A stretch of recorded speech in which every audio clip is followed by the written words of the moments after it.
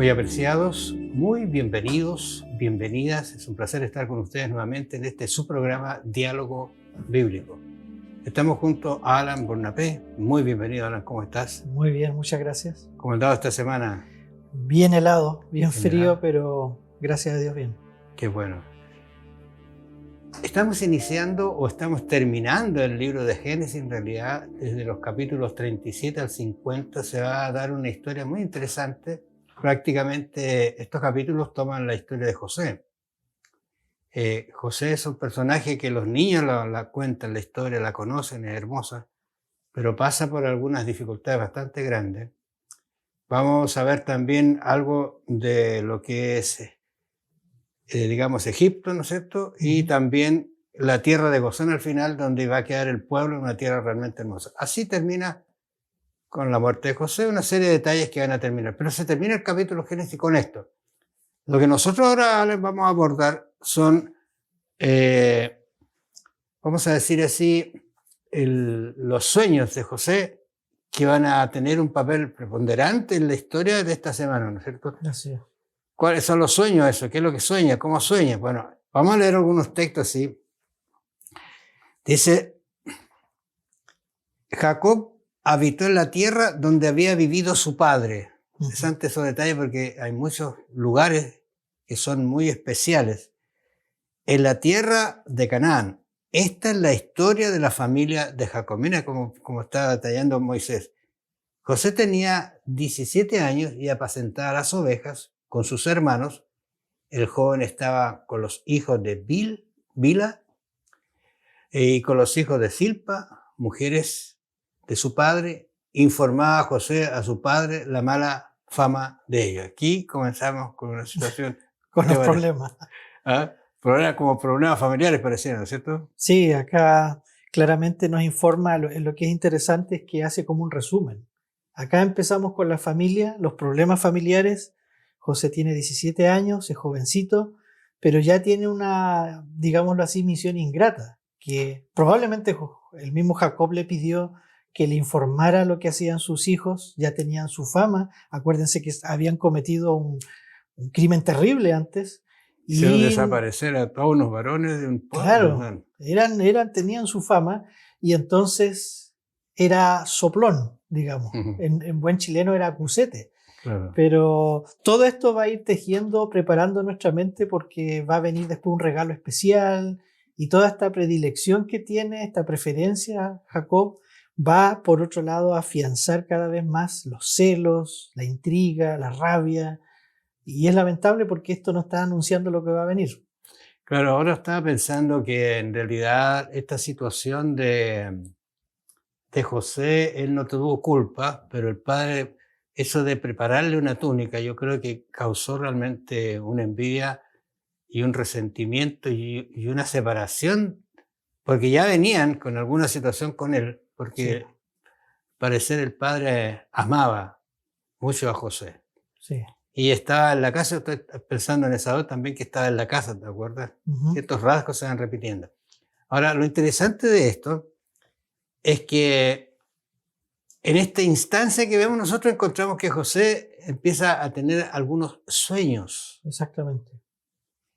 Era normal, parece, que soñaran, pero en los sueños de él, voy a decir entre comillas, se le ocurrió contarle estos sueños a los hermanos. Sí. ¿Cuál fue el primer sueño? ¿Te recuerdas?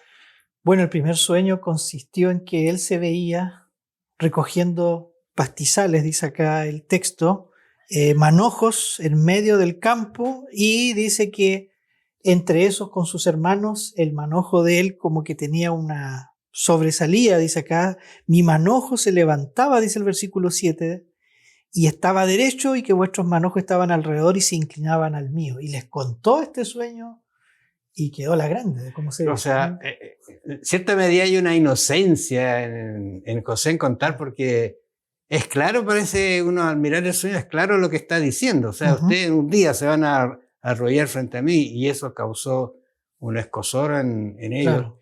Y una separación. Y más aún, ¿no es cierto?, el hecho de que ya tenía una túnica hermosa.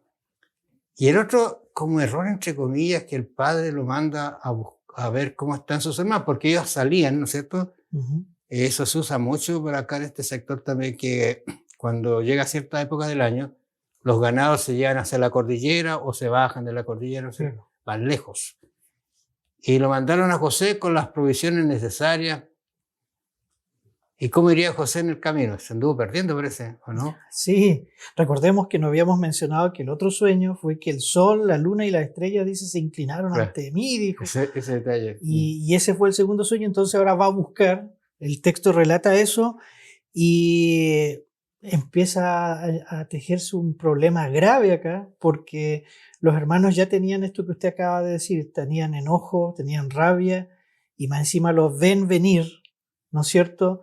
Y comienzan a tramar algo terrible. Claro. Ahora estaba pensando en el ir, porque Dios está dirigiendo las cosas. Dice que José fue donde pensaba que deberían estar porque supuestamente habían dicho y no los encontró. No los encontró. Pero la Biblia dice que encontró un hombre que aparece y le dice, ¿qué buscas? Ujú. Es interesante esas cosas así, uno las ve como casualidades, pero yo creo que hay intervención divina en todo esto. Busco a mis hermanos. Sí, se han ido hacia el norte, voy a decir así, Más lejos, ¿no? más lejos. Y él parte para allá. Y de lejos, y aquí yo quiero imaginarme esta historia, que no aparece quizás en la Biblia, cuando va caminando se encuentra con sus hermanos, o los ve. Y aquí hay dos reacciones opuestas. Yo pienso que él, feliz, porque podía cumplir la misión que el padre le había dado, y por otro lado, ¿qué pasa con los hermanos? Lo están viendo de otra manera.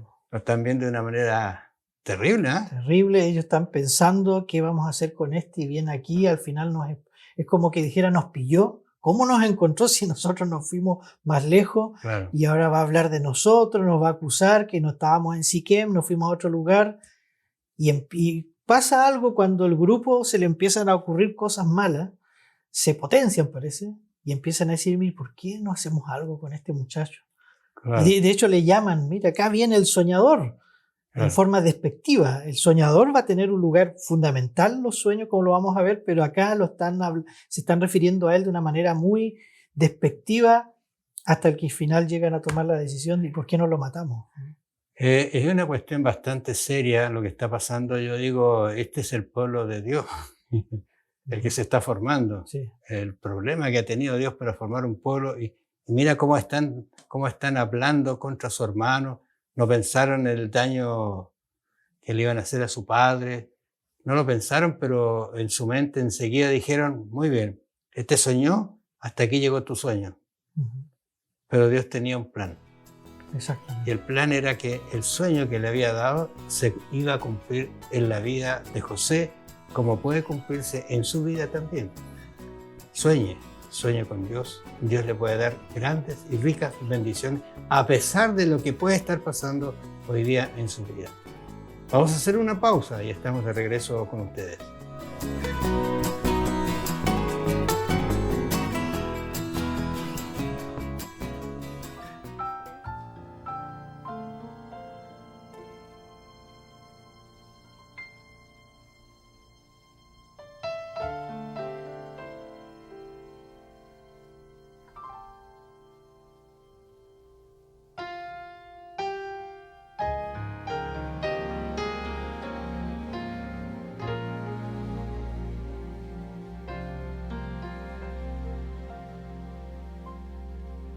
Hoy levanto mis manos a ti, solo para adorar por lo que has hecho en mí. Nos diste a tu Hijo en la cruz. Gracias te damos hoy, nuestro Dios, por tu gran amor. Alzamos nuestra voz, nuestra alabanza es para ti. Dios, recíbeme como ofrenda ante ti. Te entrego mi ser, todo lo que hay en él.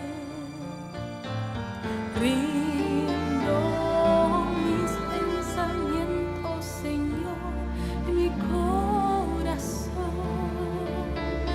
recibe mi oración, escucha mi canción.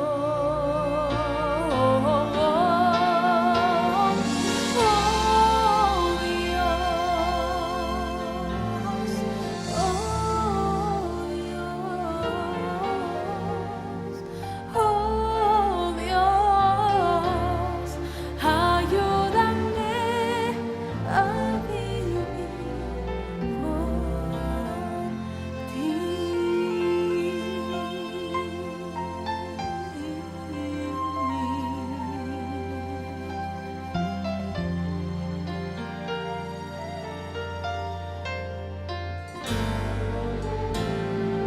Hoy levanto mis manos a ti solo para adorar por lo que has hecho en mí.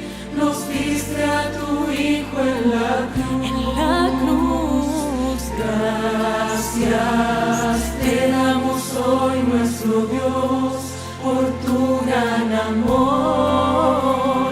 Alzamos nuestra voz, nuestra alabanza para ti. Dios, recíbeme como ofrenda ante ti. Te entrego mi ser, todo lo que hay en él. Rindo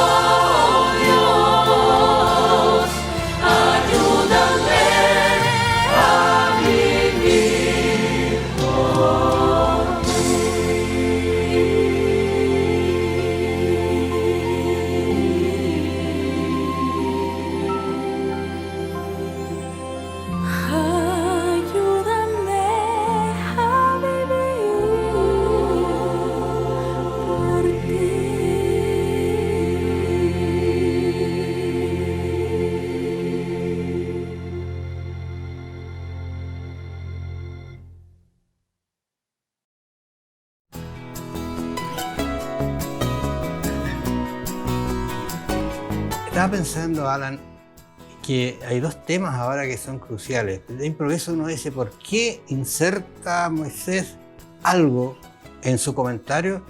¿No es cierto? Porque después de que José es vendido, inserta, dice, Judá que se separa. Y voy a hacer un paréntesis enseguida. Fíjense que Judá se separa como en un desacuerdo con lo que sus hermanos han dicho. Se le ve una línea diferente a ellos en realidad. Sí. ¿No es cierto? Bueno, pero cuando llegan, tú estabas comentando algo, cuando él viene y lo encuentran, ¿qué es lo que hacen ellos? Bueno, ellos habían decidido ya matarlo, incluso ya tenían barajado un plan, pero deciden no, ¿por qué mejor no lo arrojamos? De Rubén, ¿no es cierto? Arrojémoslo a la cisterna, a esta fuente. Yo a veces he pensado, digo, menos mal que no tenía agua la fuente, lo tiran allí, ¿no es cierto? Y de esa manera limpiamos nuestras manos de sangre para no cometer esto, porque finalmente lo van a vender. Justo viene pasando un grupo de mercaderes, dice ahí, y deciden venderlo. Y hay una instancia bien interesante porque dice que Rubén se separó. Uh-huh. O sea, él no está en el momento de la venta. Uh-huh. Todos esos detalles los va contando la Biblia. Pero ellos, ¿qué es lo que hacen? Venderlo. Y aquí aparece algún símil, algún acercamiento a lo que es Jesús. Exactamente. Porque él también es vendido. 20 monedas de plata. Claro, por plata también es vendido, ¿se fija? Sí.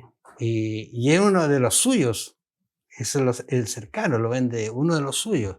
De esos que él amaba, que más cercanos, que le entregó todo. Y en este caso es vendido y la venta, digamos, yo siempre me imaginaba José, Ellen White explica esto, dice que cuando empezó a alejarse y tomó las colinas y miró por última vez la casa de su padre hacia allá, ¿no es cierto? Uh-huh. Él pensó, nunca más lo voy a ver, ni voy a volver.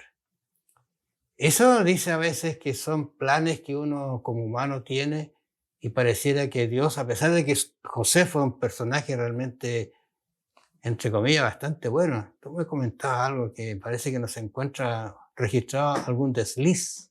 Uh-huh. Claro, no se encuentra, es como similar, por ejemplo, a Daniel, también el profeta. Tú no ves ningún error que ellos cometan. A lo más algunos dicen que acusaba, pero por la edad que tenía debe haber sido el papá que le pidió expresamente, dime lo que hacen ellos, necesito saberlo, me lo ocultan, pero nunca se ve un error de él. Aún en los peores momentos, cuando vamos a comentar ahora, llega a la cárcel, o antes de eso es engañado por la mujer de Potifar. Él nunca lo ves renegando, nunca lo ves maldiciendo o quejándose, ¿por qué me pasa todo esto? Todo lo contrario, lo que más se repite apenas lo venden, por lo menos 6 veces contado en el texto es, pero Jehová estaba con él. Con él. Jehová bendecía, Jehová lo prosperaba. Y dice, ¿por qué? O sea, es como si fuera más importante lo que él quiere decir, es más importante lo que Dios tiene que decir con él. Ahora lo interesante de esto es que José entra en Egipto. Uh-huh. Y alguien tenía una frase que me pareció interesante, pero Egipto no entró en él. Él mantuvo los lineamientos, su conducta, lo que había aprendido de su padre, aún en una cultura donde yo creo que lo obligaban a hacer ciertas cosas, pero él mantuvo una línea y no se desbordó hacia la desobediencia. Estuvo íntegro, digamos. Obediente, ¿cierto? Obediente a Dios. Así que, ahora, ¿cómo Dios va proveyendo esto y llega y tiene que ser Potifar, ¿no es cierto? Una casa que está muy cercana a la del rey, del faraón. Y todo lo que tú has dicho pasa con él, pero él, ¿dónde se va? Vamos a verlo después, sí, dónde se va, pero lo interesante es que mantiene una línea. Y aquí aparece algo que me gusta a mí, porque dice que él entró y el dueño, Potifar, se dio cuenta que su casa había sido bendecida. Uh-huh. Sí. ¿No has escuchado una frase que dice por ahí que cuando hay un cristiano alrededor de ese lugar hay bendición, hay protección? Acá dice Génesis 39:3, que es una frase que yo dije se repite como 6 o 7 veces. En distintos matices dice, y vio su amo que Jehová estaba con él y que todo lo que él hacía, Jehová lo hacía prosperar en su mano.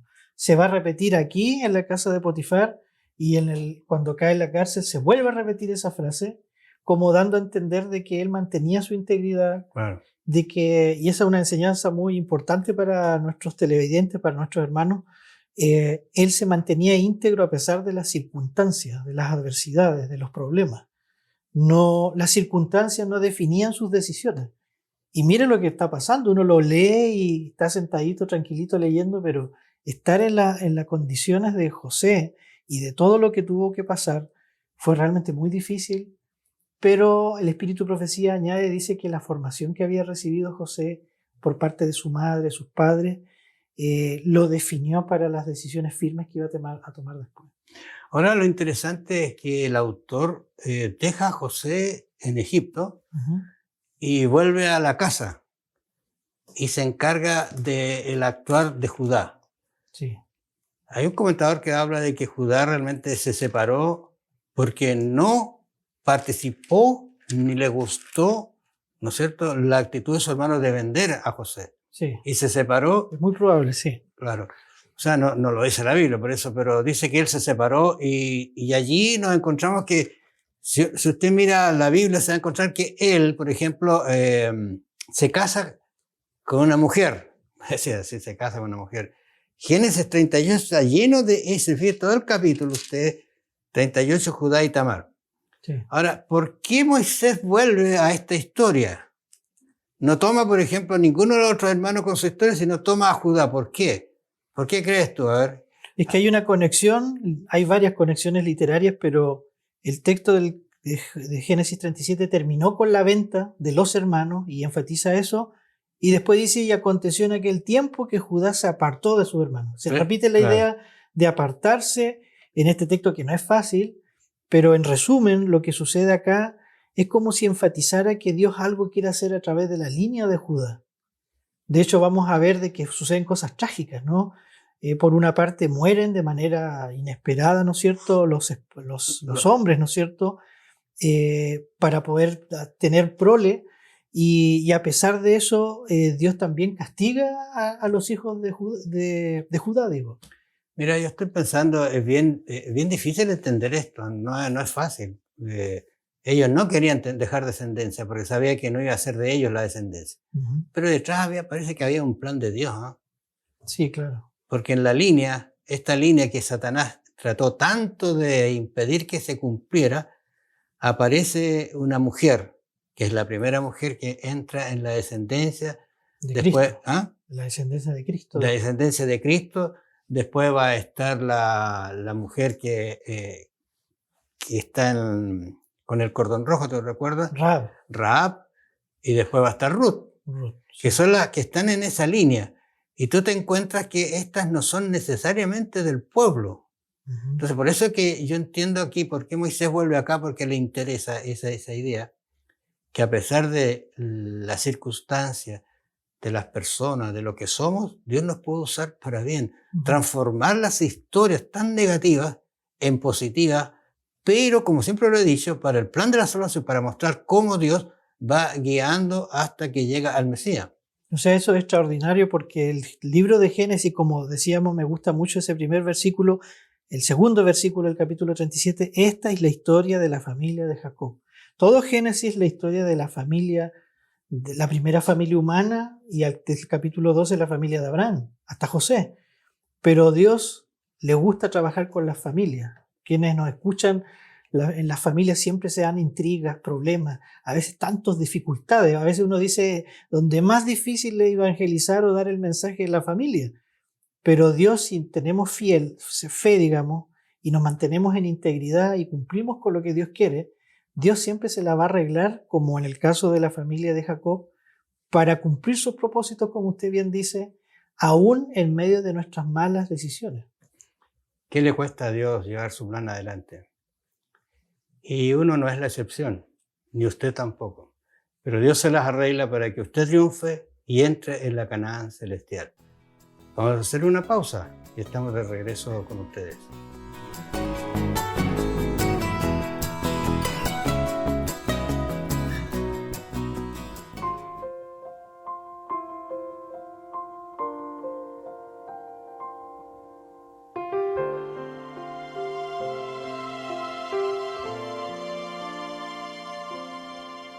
Mi mente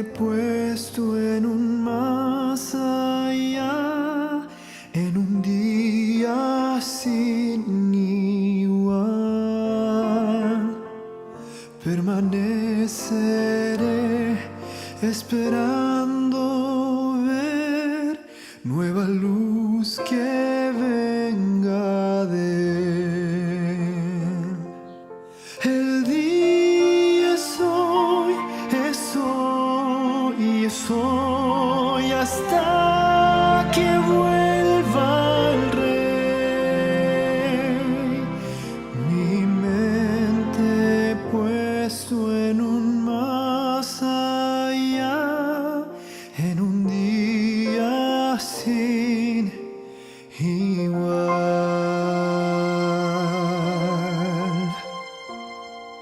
Escogí el camino estrecho a andar, el camino estrecho a andar, porque sé el tiempo cercano está, mi plegaria llegará. El día es hoy, es hoy, es hoy hasta que vuelva el Rey. Escogí el camino estrecho a andar, el camino estrecho a andar. Oh Señor, vuelve pronto, te ruego en oración. Vi un rayo de tu gloria y allí anhelo estar.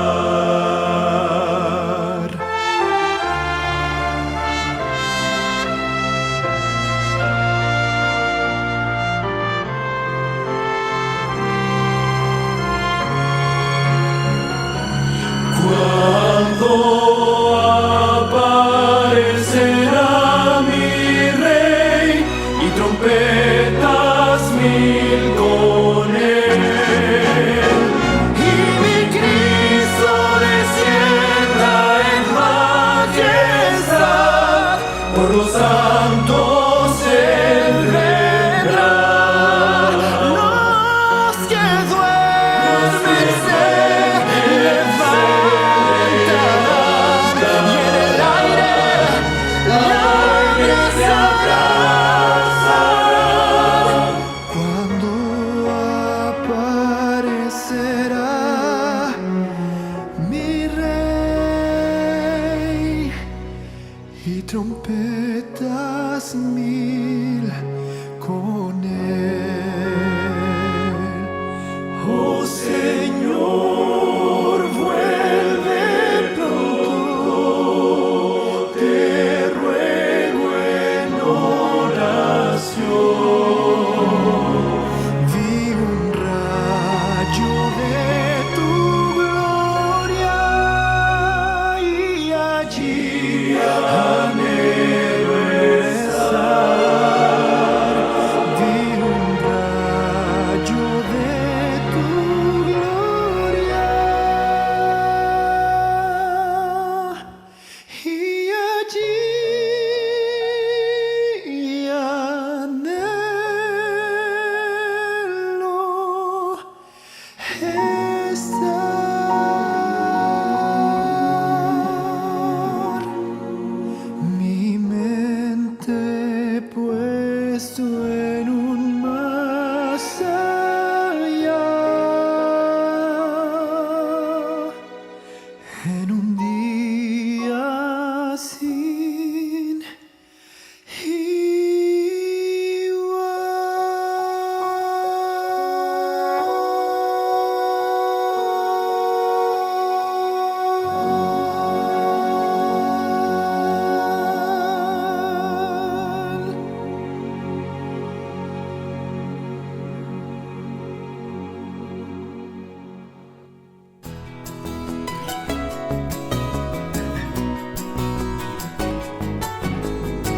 Ya estamos de vuelta, amables oyentes, en su programa Diálogo Bíblico.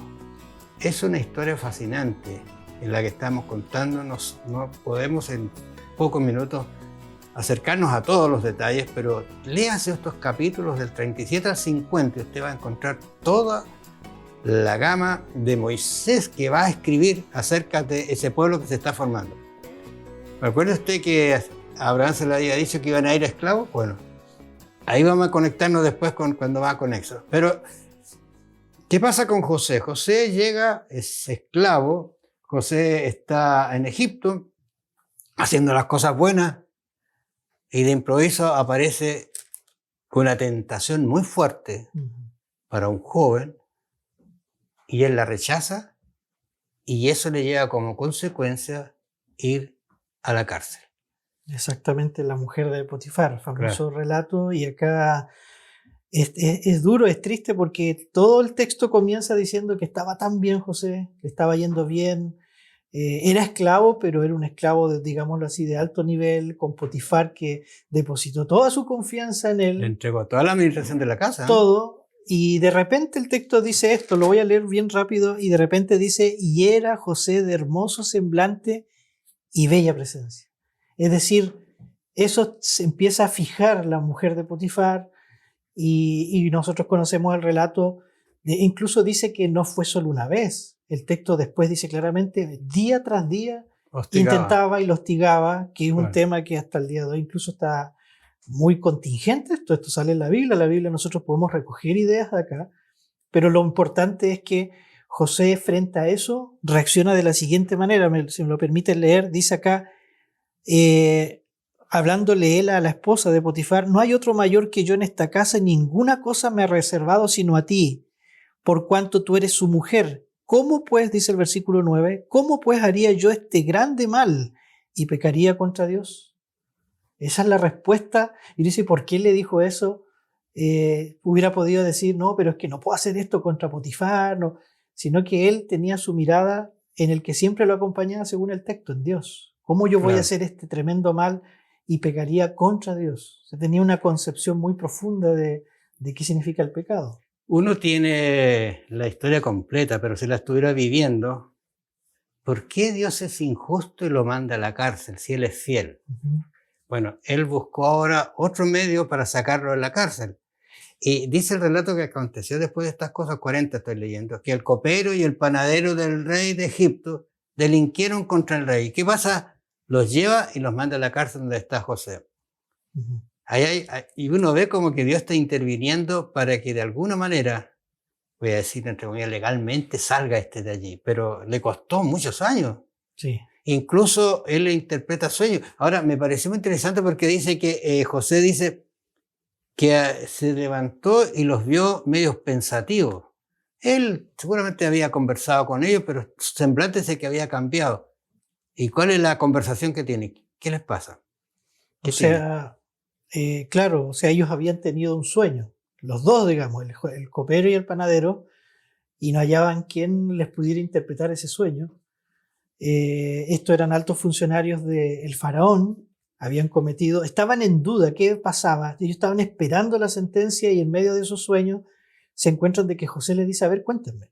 Ahora, mira, hay un detalle, a mí me gustó mucho esta frase que está en el versículo 8, dice, ¿no son de Dios las interpretaciones? Contádmelo ahora. O sea, él nunca se atribuyó, sino que le dio, digamos, la interpretación a Dios. ¿Y qué decía? ¿Quién le dice? Le contó, ¿no es cierto? Al copero le dice, bueno, todos esos 3 días, lo estoy resumiendo rápidamente, 3 días el rey te va a volver. Y el otro dice que se avalentonó y dijo, yo te voy a contar el mío. Fue triste, porque también eran 3 días. Lo iban a soltar 3 días, pero le iban a cortar la cabeza. Claro, uno iba a pagar lo que había hecho y el otro, el Dios lo... Ahora, José le dice, mira, acuérdate, cuando estés allá, mira la fe de este hombre, ¿eh? Que se iba a cumplir porque él no está pensando cuando salieron, sino cuando le interpreta el sueño le dice, mira, acuérdate, cuando estés allá de mí. El problema es que se acordó después de 2 años y el otro se olvidó terrible. Totalmente y de improviso vuelve otra vez una intervención y aquí aparece lo que se llamaría los sueños de Faraón. Sí. Capítulo 40, ¿no es cierto? 41. 41, el Faraón sueña y ¿quién interpreta? Aquí yo veo algunas cosas que me parece, pasados 2 años, dice acá, el faraón tuvo un sueño, le parecía que estaba junto a un río, qué sé yo, ve unas vacas, flacas y gordas, las flacas se comen a las gordas y quedan igual, decirlo de una manera. Y, en fin, es un sueño que le impresionó al faraón. Sí, No encuentran a nadie que interpretar. a nadie. ¿Y qué pasa aquí? Ahí viene la conexión, ¿eh? El copero.